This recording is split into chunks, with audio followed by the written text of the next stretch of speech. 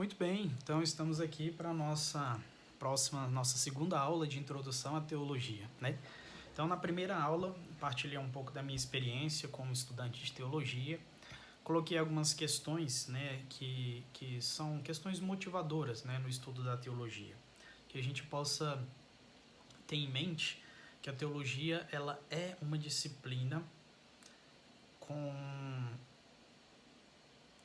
que traz em si, traz na sua bagagem, traz na sua natureza uma capacidade de ajudar profundamente o homem. Em que sentido eu digo isso?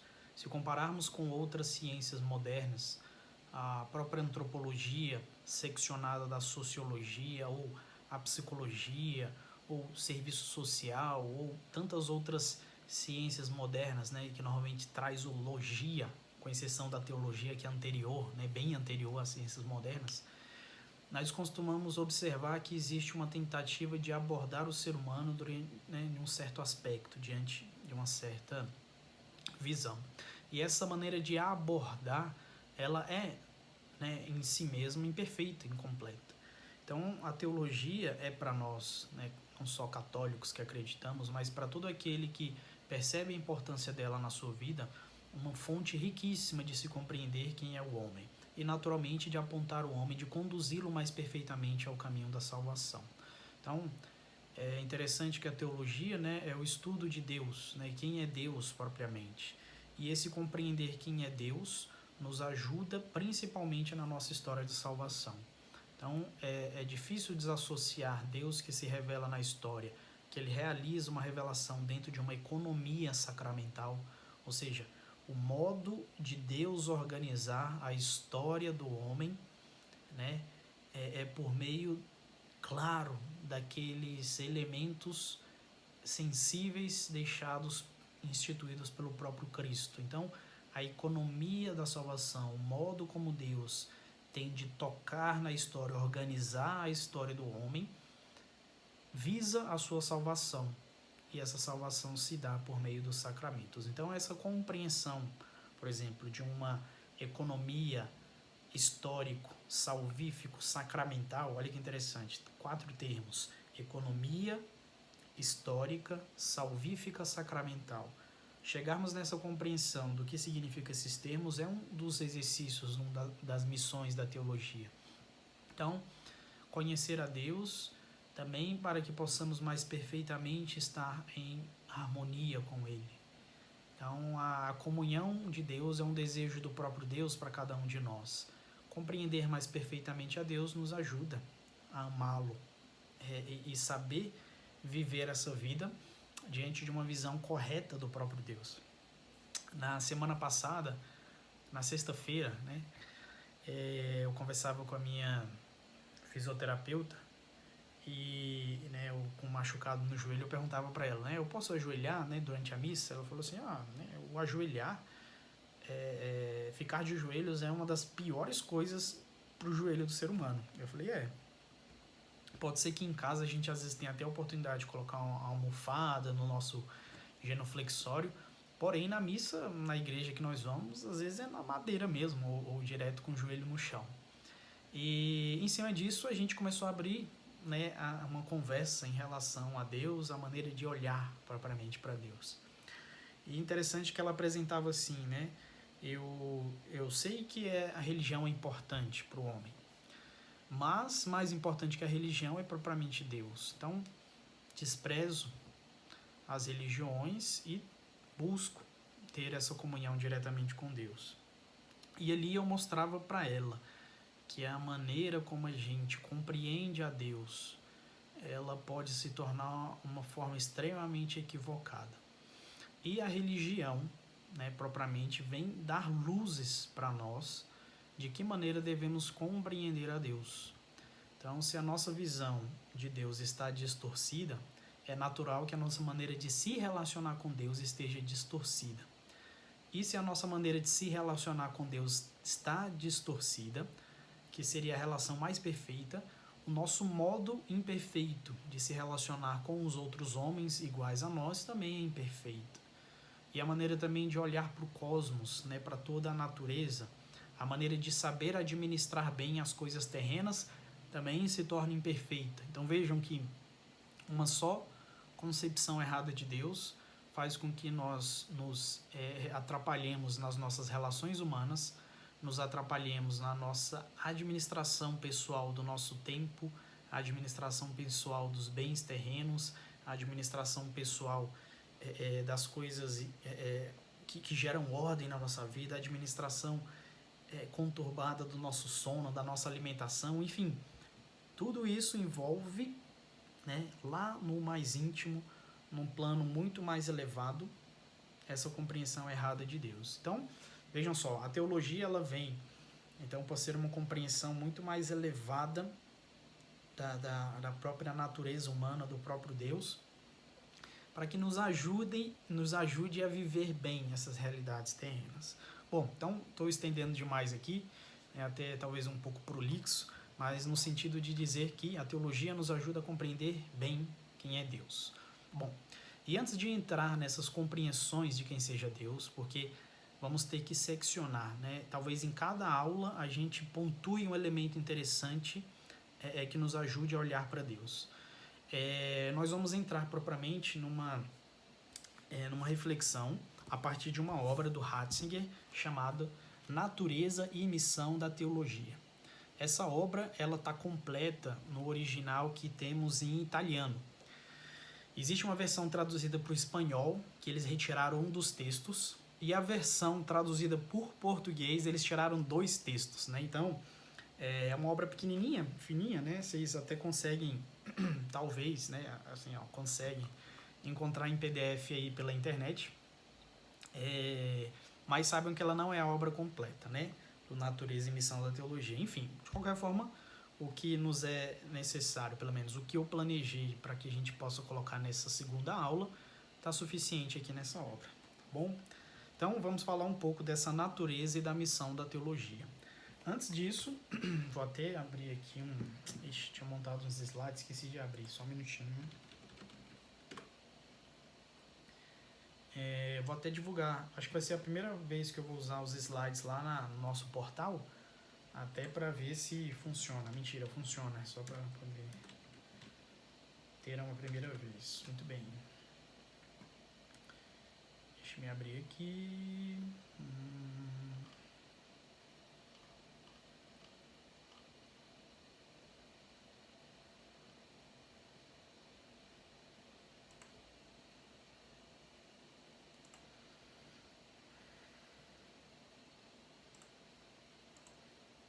Abri o arquivo errado.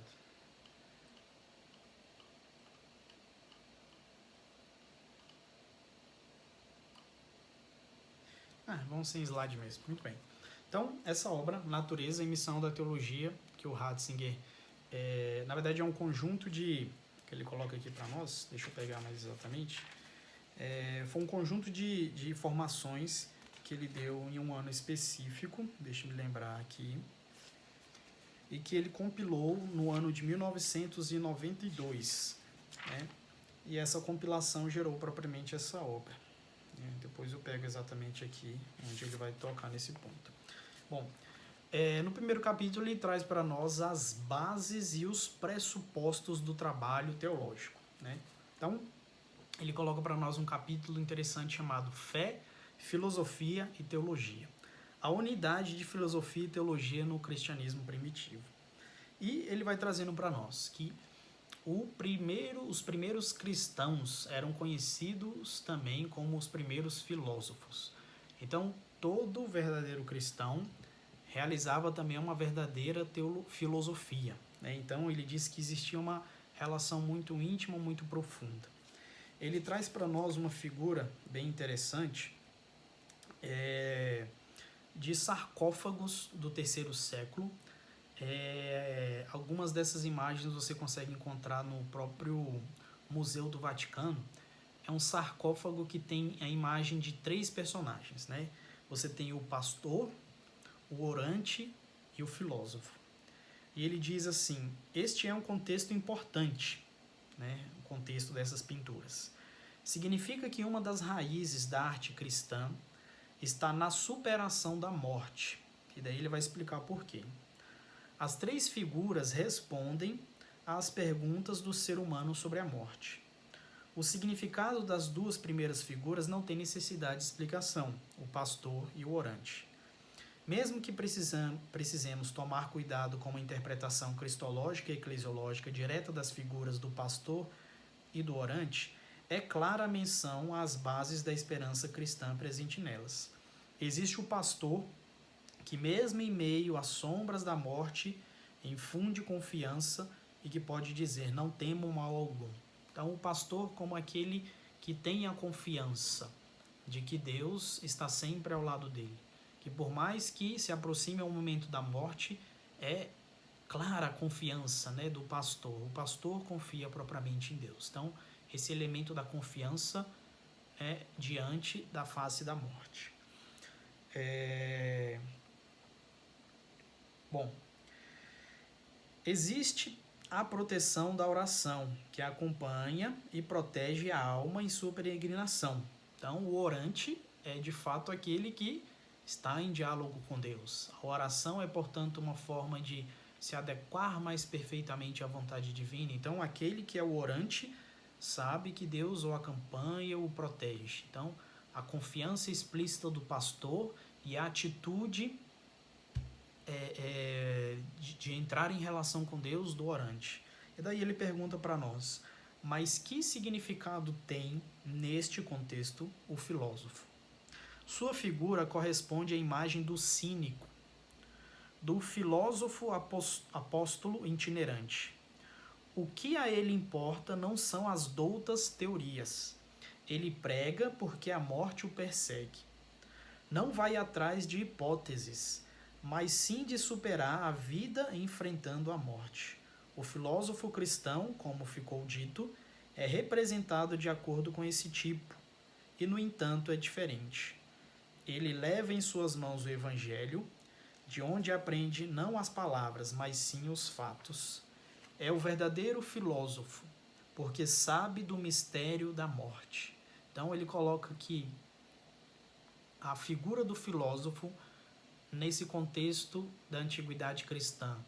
Ajuda a trazer essa identidade para os primeiros cristãos, porque o filósofo é aquele que, diante da morte, ele busca se preparar e bem viver a vida. Então, veja que interessante. Considerar, né, aquilo que na oração da Ave Maria, agora e na hora de nossa morte. Né? Então, o filósofo não olha simplesmente para o agora. Ele olha para o agora tendo em vista a hora da morte. Então, ele busca viver a sua vida diante dessa etapa fundamental que todos nós devemos passar. E daí o Ratzinger diz que esse que considera a morte, ele é o verdadeiro filósofo, porque sabe do mistério da morte. Citando um outro autor, Gerck resume a visão do que constitui o cristão, representada nessa antiquíssima arte na seguinte frase: o que se encontra no centro das composições cristãs mais antigas não é o mundo da Bíblia ou da história sagrada, mas sim o filósofo, como modelo do Homo Christianus, a quem pelo Evangelho foi feita a revelação do verdadeiro paraíso.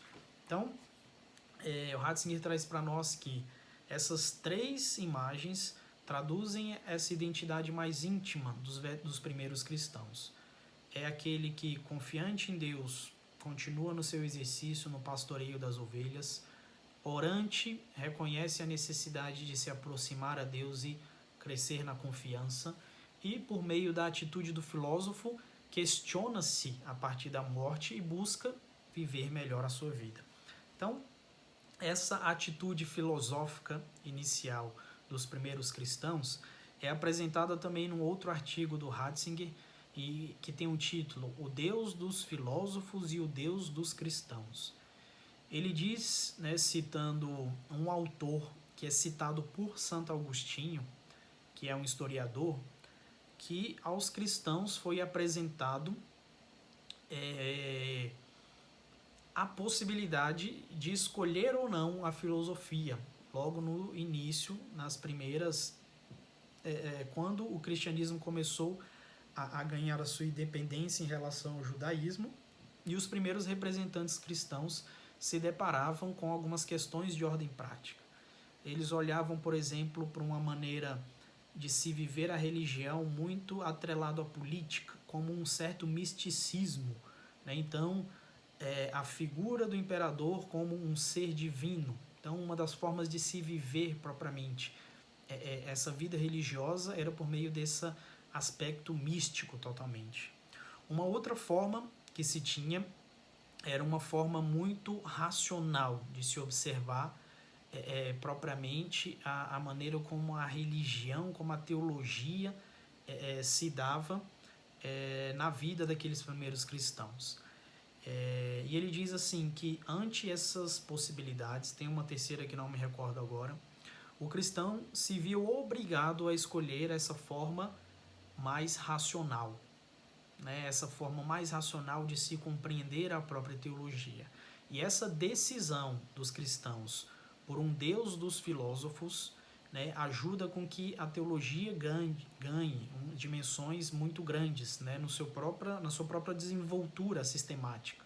Então, o conhecimento cristão que nós temos hoje, o conhecimento epistemológico, ou seja, o modo de se dar a conhecer os mistérios da fé cristã, implica necessariamente em se compreender a filosofia.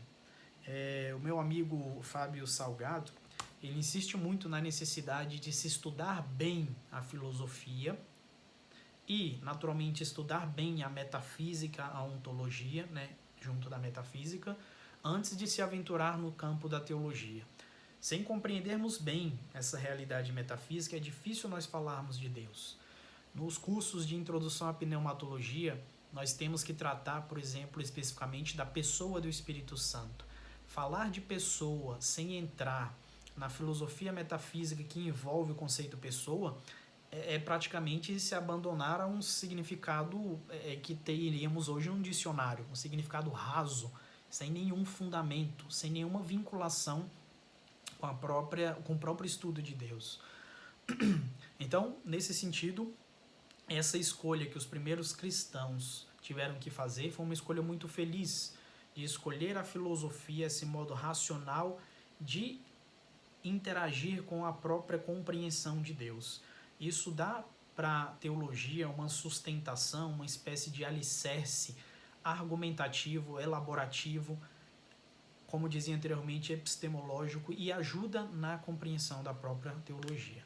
Então, essa atitude inicial dos primeiros cristãos de questionarem-se em relação à filosofia, ou melhor, de terem a filosofia diante do seu olhar, faz com que a vida deles esteja sempre diante dessa tensão de confiar a Deus, mas de saber dar uma resposta prática para as coisas diárias da vida. Então, o pastor e o orante confiantes em Deus, mas o homem cético olha para a morte e também desconfiado, né, de não haver nada além disso, também busca dar respostas concretas. Como posso bem viver a minha vida diante disso? Bom, o Ratzinger continua a reflexão, né? A fusão entre filosofia e cristianismo, que aqui, face à questão da morte, manifesta-se como imagem da verdadeira questão da vida do homem, logo atinge uma densidade ainda maior. O filósofo passa a ser a imagem do próprio Cristo. O que se deseja representar não é a aparência externa de Cristo, mas sim o que ele realmente era, o perfeito filósofo. Cristo, como Gerck formula muito bem, aparece na roupagem daquele que o invocou. A filosofia, a busca do sentido em face da morte, é apresentado agora como sendo uma pergunta sobre Cristo. Na ressurreição de Lázaro, ele se apresenta como o filósofo que realmente responde, mudando a morte e, com isso, mudando a vida. Então vejam que abraçar a filosofia, abraçar essa concepção do Deus dos filósofos, à medida em que isso vai entrando em contato com a fé judaico-cristã, ela vai amadurecendo. Então existe essa transição de sair do Deus dos filósofos para se chegar ao Deus dos cristãos. Foi erro meu não ter aberto esse artigo. Deixa eu ver se eu consigo abrir aqui rapidinho, que eu já trago para vocês. Deus dos filósofos, Deus dos cristãos.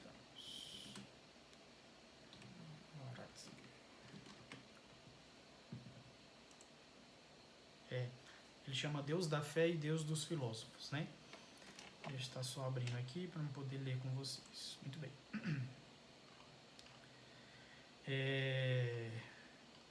Bom, olha que interessante, né? Fazendo memória aqui de novo essa questão que eu trouxe anteriormente, né? Nos primeiros séculos da era cristã, houve uma crise religiosa, que é descrita por Ratzinger como crise dos deuses. Segundo ele, Paulo se refere a ela na Epístola aos Efésios, quando afirma que os crentes para quem escreve, antes do seu encontro com Cristo, estavam sem esperança e sem Deus no mundo. A expressão sem Deus, do grego, é ateoi, de onde vem o termo ateu. Aqui surge uma dúvida. Se era comum que naquele tempo as pessoas fossem religiosas, então por que Paulo as chama de ateias? Ratzinger explica que é evidente que o apóstolo sabia que seus leitores tinham seguido outros deuses, que tiveram uma religião, mas os seus deuses revelaram-se discutíveis e os seus mitos contraditórios. Não emanava qualquer esperança, apesar de terem deuses, estavam sem Deus. Olha que interessante. Muito bem. O autor, né, que Santo Agostinho cita é um senhor chamado Marcus Teretius Varro. Olha que interessante. Como podemos, segundo Ratzinger, entender o dilema dos mitos das religiões e do racionalismo filosófico? O caminho que ele toma está na descrição de Agostinho de Hipona, que Agostinho de Hipona fez sobre o escritor romano Varro. De acordo com Agostinho, embora de estilo bastante desagradável, Varro é tão rico de doutrina e de pensamentos que em todas as ordens do saber, a que nós chamamos secular e eles liberal, ele instrui o homem afeiçoado a essas matérias. Então, um elogio de Santo Agostinho a Varro, né? Para Varro, há 3 gêneros de teologia, e é dentre esses 3 gêneros que o primeiro cristão ele tem que decidir. Veja que interessante. Isto é, da ciência racional dos deuses. A teologia mítica, a teologia física e a teologia civil. Quais são os agentes dessa teologia? Segundo ele, chama-se mítica a teologia de que usavam sobretudo os poetas, natural a dos filósofos e civil a dos povos. Então, a mítica, a física ou natural e a civil. A civil, aquela utilizada na política. A teologia mítica era aquela teologia utilizada pelos poetas. E a teologia física ou natural era propriamente a dos filósofos. E, diante dessas 3 filosofias, dessas 3 teologias que se apresentavam aos primeiros cristãos, tiveram eles que escolher por uma delas. E a escolha é, evidentemente, pela teologia física, teologia natural, ou seja, pautada na compreensão da teologia à luz dos filósofos. E é isso que enriquece profundamente a própria teologia cristã. Bom, vou me adentrar mais ainda nessa obra, Natureza e Missão da Teologia. Vou estar com os slides abertos aqui da próxima vez. Então, para não estender muito, a aula não ficar muito grande, né? Não tenho o objetivo de fazer aulas grandes. Vou encerrando por aqui e semana que vem damos continuidade, tá bom? Tem como deixar comentários, mensagens aqui dentro da própria plataforma, né? Os alunos podem ver as outras perguntas que vocês colocarem, eu vou buscar responder aqui, elas ficam todas gravadas. Enfim, então divulguem também, por favor, esse curso, né? É gratuito, eu espero que até o final do ano fique gratuito, a não ser que surja alguma necessidade financeira anterior a isso que exija, ter que cobrar alguma coisa, mas divulguem o curso, né? A iniciativa mesmo é para que possam ter acesso à teologia, né? Então, se estiver muito difícil também, partilhe comigo, que eu dou uma segurada. Se estiver muito fácil, eu aprofundo um pouco mais, enfim, né? Então estejam abertos aí, tá bom? E é isso. Obrigado e continuaremos reunidos em nome do Pai, do Filho, do Espírito Santo. Amém. Obrigado.